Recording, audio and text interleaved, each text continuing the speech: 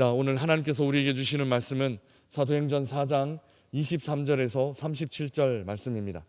사도행전 4장 23절에서 37절까지 말씀, 우리 아이월십 54면에 있습니다. 우리 함께 봉독하도록 하겠습니다. 사도행전 4장 23절에서 37절까지 말씀, 우리 함께 한 목소리로 봉독하겠습니다. 이것은 하나님의 말씀입니다.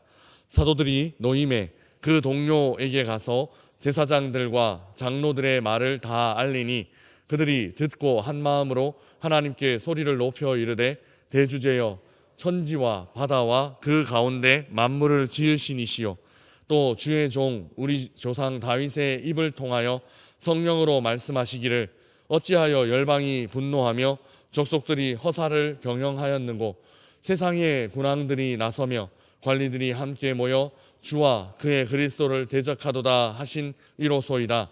과연 헤롯과 본디오 빌라도는 이방인과 이스라엘 백성과 합세하여 하나님께서 기름 부으신 거룩한 종 예수를 거슬러 하나님의 권능과 뜻대로 이루려고 예정하신 그것을 행하려고 이 성에 모였나이다.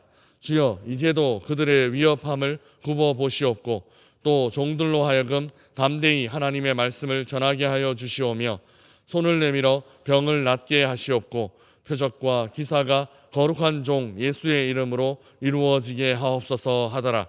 빌기를 다하매 모인 곳이 진동하더니 무리가 다 성령이 충만하여 담대히 하나님의 말씀을 전하니라. 믿는 무리가 한 마음과 한 뜻이 되어 모든 물건을 서로 통용하고 자기 재물을 조금이라도 자기 것이라 하는 이가 하나도 없더라. 사도들이 큰 권능으로 주 예수의 부활을 증언하니 무리가 큰 은혜를 받아 그 중에 가난한 사람이 없으니 이는 밭과 집 있는 자는 팔아 그 판 것의 값을 가져다가 사도들의 발 앞에 두매 그들이 각 사람의 필요를 따라 나누어 줌이라. 구브로에서 난 레위족 사람이 있으니 이름은 요셉이라. 사도들이 일컬어 바나바라, 번역하면 위로의 아들이라 하니 그가 밭이 있음에 팔아 그 값을 가지고 사도들의 발 앞에 두니라. 아멘. 한 마음으로 기도하니 라는 제목으로 말씀을 나누겠습니다.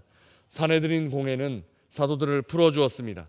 그러나 이미 재판을 통해서 사도들에게 출회, 그러니까 모임에서 나가라는 명령을 하였고, 사도들은 유대 공동체에서 쫓겨난 이방인과 같은 그런 신분이 되었습니다.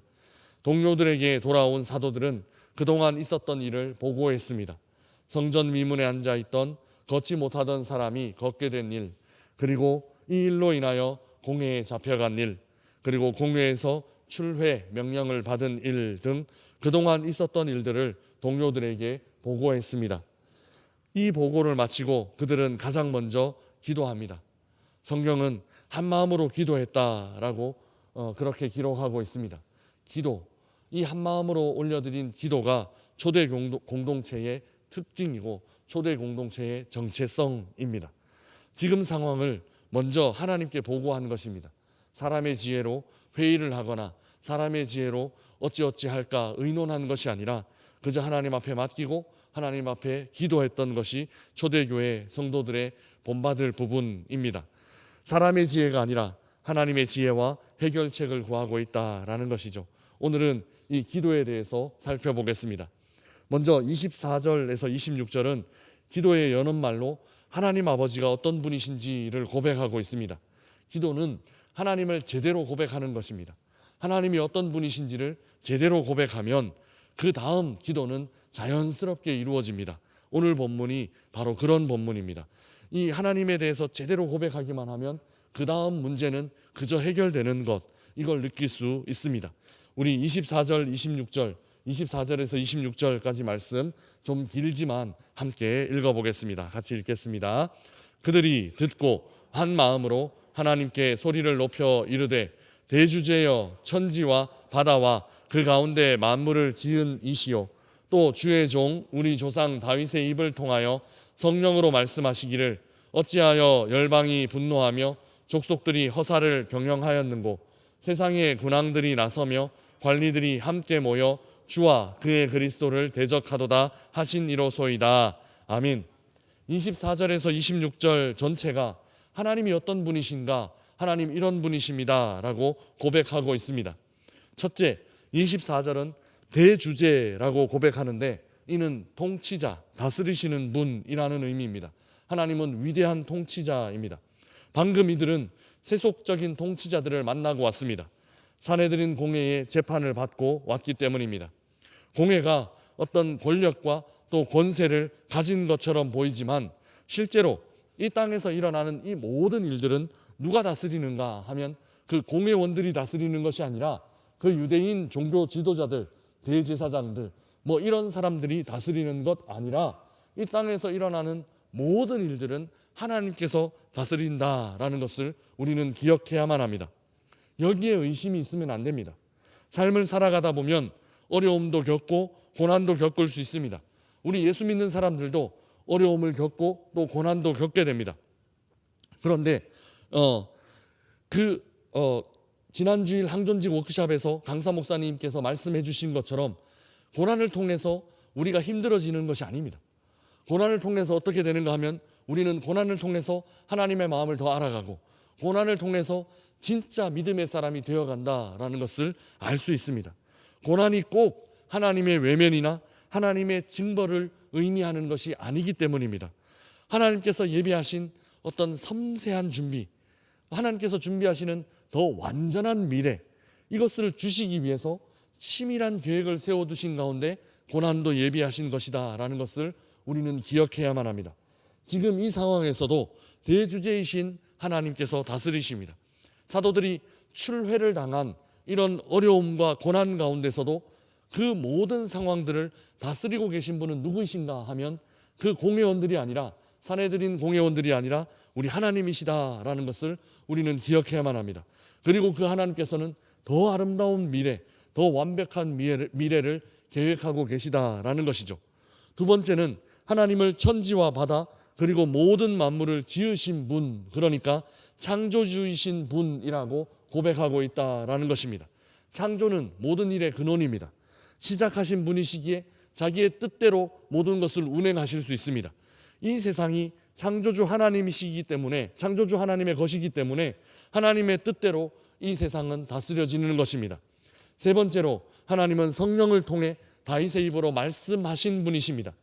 열방과 족속들이 잘못된 일을 하고 있다라고 정죄하셨습니다. 그리고 군왕들과 관리들이 그리스도 메시아를 대적한다라고 말씀하셨습니다. 이는 지금 예루살렘 공동체에 일어나고 있는 일을 말씀하고 계신 것입니다. 지금 예루살렘 공동체에 일어나고 있는 이 일은 그저 우연히 일어난 일, 이때 그냥 아무 없이, 근거 없이 일어난 일, 그런 것이 아니라 이미 1000년 전에 하나님께서 다윗의 입을 통하여 예언하신 그 일이다라는 것입니다. 사도들이 지금 고난을 받고 있는 것, 그리고 예수 그리스도께서 그 유대인 지도자들에게 박해를 받으시고 돌아가신 것, 이 모든 일이 이미 다윗의 입을 통하여서 예언되어졌다라는 것입니다. 하나님은 다윗에게 성령 충만하게 하시고 하나님의 지혜의 말씀을 대언하게 하셨습니다. 이 군왕들과 관리들에 대한 내용이 지금 사도들과 예루살렘 교회가 처한 상황, 그 상황과 직접적으로 연결되고 있습니다. 세속 권력을 가진 사람들이 그리스도를 대적할 것이라고 이미 다윗의 입을 통하여서 1000년 전에 하나님은 말씀하셨습니다. 이제 그 예언이 성취될 것이라고, 지금 성취되고 있다고 사도들은 기도하고 있습니다. 우리 27절 28절 말씀 함께 읽어보겠습니다. 같이 읽겠습니다. 과연 헤롯과 본디오 빌라도는 이방인과 이스라엘 백성과 합세하여 하나님께서 기름 부으신 거룩한 종 예수를 거슬러 하나님의 권능과 뜻대로 이루려고 예정하신 그것을 행하려고 이 성에 모였나이다. 아멘. 먼저 28절을 읽어보면 재미있습니다. 하나님께서 권능과 뜻대로 이루려고 예정하셨다라고 사도들은 기도하고 있습니다. 하나님께서 예정하신 것, 그것이 무엇인가요? 보통 하나님께서 예정하신 것이라고 하면 우리는 구원이나 회복이나 치유, 이런 뭔가 좀 선하고 좋고 아름다운 이런 일들만 생각하는 경우들이 많이 있습니다. 그런데 28절에 예정한 일, 하나님께서 예정하신 일은 좀 다릅니다. 무엇이냐 하면 다윗이 조금 전에 다윗의 입을 통하여서 하나님께서 말씀하신 그 일이기 때문입니다. 무엇이냐면 주와 그리스도를 대적하는 일, 그 일이 예정되어 있다라고 이 사도들은 기도를 통해서 고백하고 있는 것입니다. 주와 그리스도를 대적하는 일, 이 하나님 어찌 보면 하나님을 대적하는 일, 이 일들이 예정되어져 있다라고 사도들이 고백하고 있는 것이죠. 이 예정된 일이 누구를 통해 이루어지는가 하면 이 일이 바로 27절에 기록된 그 정치 지도자들, 그 공회원들, 이런 사람을 통해서 이루어진다라는 겁니다. 헤롯과 본디오 빌라도는 이방인과 이스라엘 백성과 합세하여 하나님께서 기름 부으신 거룩한 종 예수를 거슬러, 그 정치 지도자들이 예수를 거스르는 이 일이 예정되어 있고, 지금 이 정치 지도자들을 통해서 하나님께서 예언하신 이 일이 이루어져 가고 있다라고 그렇게 사도들은 기도하고 있는 것입니다. 기름 부으신 거룩한 종, 즉 그리스도를 거스르는 일, 대적하는 일, 이 일이 다윗의 입을 통하여 예언되어 있는데, 지금 헤롯과 빌라도 그리고 유대인 종교 지도자들이 이방인들과 합세하여 이 일을 이루어가고 있다라고 사도들은 기도하고 있습니다. 우리의 삶에 힘들고 어려운 일이 생기면 하나님께서 계획하지 않은 어떤 일이 생긴 것이라고 생각하기 쉽고, 또 혹은 하나님의 손이 미치지 않는 어떤 일이 생긴 것이라고 생각하곤 합니다. 그런데 그렇지 않습니다. 사도들이 추례를 당한 것, 그리고 사도들이 박해를 당한 일, 심지어 그리스도 하나님의 기름 부으신 자를 대적하는 일, 이 모든 일이 하나님의 계획과 하나님의 섭리, 하나님의 통치 안에 있는 일이라고 사도들은 그렇게 고백하고 있습니다. 하나님께서는 좋은 일들뿐만 아니라 힘든 일들도 이미 계획하셨고, 때가 되면 그 계획들을 이루신다라는 것입니다. 왜냐하면 좋은 일만 우리에게 유익이 되는 것이 아니라 때로 힘든 일도 우리들에게 유익이 되기 때문입니다. 그렇게 그 고난을 통해서 우리는 하나님 우리에게 예비하신 큰 복을 향해 나아가고 있다라는 것입니다. 고난은 그냥 고난으로 멈추는 것이 아니라 고난은 복을 향해 가는 과정이고 복을 향해 가는 길이다라는 것입니다. 이 모든 것이 하나님의 계획하심 가운데 있습니다. 그래서 사도들은 어떻게 고백하느냐 하면 하나님이 대주제이십니다라고 고백하고 있습니다. 기도하는 사람이 가져야 하는 자세는 바로 이것입니다. 기도로 내 뜻 이루어가는 것 아니라 기도로 하나님의 뜻 이루어드리는 것, 하나님의 뜻에 동참하는 것, 이것이 기도하는 사람들의 마음의 자세입니다. 그러기에 좋은 일만 성취되기를 기도하는 것 아닙니다. 어렵고 힘든 일도 하나님 계획 안에 있다면 성취되기를 바라는 것이 기도자의 마음입니다. 예수님은 겟세마네 동산에서 내 뜻 아니라 하나님의 뜻 이루어지기를 바라며 그 고난을 홀로 온몸으로 받아내셨습니다. 이것이 기도자의 자세다라는 것입니다. 사도들은 어쩌면 이 대주제여 하는 기도문을 열면서 겟세마네에서 기도하신 예수님의 기도를 닮아가고 있다라는 것이죠. 왜냐하면 하나님께서 통치하시는 분이시고 하나님께서 다스리시는 대주제이시기 때문입니다. 이 태도는 29절 30절에 구체적으로 나타납니다. 우리 29절 30절 말씀 함께 읽어보겠습니다. 주여 이제도 그들의 위협함을 굽어 보시옵고 또 종들로 하여금 담대히 하나님의 말씀을 전하게 하여 주시오며 손을 내밀어 병을 낫게 하시옵고 표적과 기사가 거룩한 종 예수의 이름으로 이루어지게 하옵소서 하더라. 아멘. 29절에서 사도들은 교회에 위협이 있음을 있는 그대로 고백하고 있습니다. 교회는 지금 힘든 상황 가운데 있습니다. 이미 그들은 출회를 당하였고 계속해서 예수 그리스도의 이름을 말하지 않도록, 예수 그리스도의 이름으로 가르치지도 못하도록 그렇게 공회가 결정했기 때문입니다. 이렇게 위험에 처한 상황을 고백했다면 보통 이 다음 우리는 어떤 고백을 합니까? 이 위협 제거하여 주옵소서. 우리에게 위협이 되는 상황 빨리 끝나게 하여 주옵소서. 우리는 보통 이런 방식으로 기도합니다. 그런데 사도들의 기도는 그렇게 흘러가지 않습니다. 위협이 있습니다. 그런데 위협이 있으니 그 위협 제거해 주십시오 기도하는 것이 아니라, 위협이 있지만 그래도 담대히 하나님 말씀 전하게 해 주십시오, 사도들의 기도입니다. 위협이 있지만 손을 내밀어 치유의 은혜를 허락하여 주십시오. 사도들의 기도입니다. 위협이 있지만 예수 이름으로 표적과 기사가 이루어지게 하여 주시옵소서. 이것이 사도들의 기도다라는 것입니다. 사도들의 기도는 이렇게 흘러가고 있습니다. 위협이 사라지고 고난의 요소들이 제거되는 것 아닙니다. 위협이 있더라도 복음 전하게 하여 주시옵소서. 위협이 있더라도 치유하는 이 사역 감당하게 하여 주시옵소서. 예수 이름 말하지 못하게 하는 그런 위협 있더라도 담대히 예수 이름 말함으로 주님 일으키시기를 원하시는 기적 나타나게 하여 주시옵소서. 이것이 사도들의 기도다라는 것입니다. 우리 믿음의 선배들은 이렇게 기도하고 있습니다.